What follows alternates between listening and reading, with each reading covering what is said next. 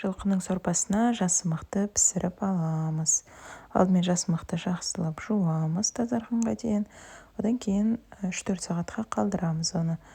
Қалған көкөністерден лечо салатын жасап жібереміз. Қызанақ, сәбіз, пияз, болгар бұрышы, чеснок, петрушка барлығын жақсылап пісіреміз. Қант қосуды ұмытпаймыз.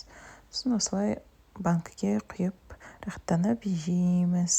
Ары қарай жасымық пен сұлы қосылған печенье дайындаймыз. Ағзамызға пайдалы снек деуге де болады. Сосын осылай ине жіп салатын ыдысқа печеньемізді әдемілеп салып қойып жейміз шаймен. Емізулі анаға тәтті нәрсе өте көп қажет. Шайды көп ішеміз.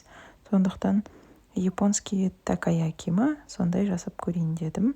Вафлидің ішіне фасольді пісіріп жасап көрдім.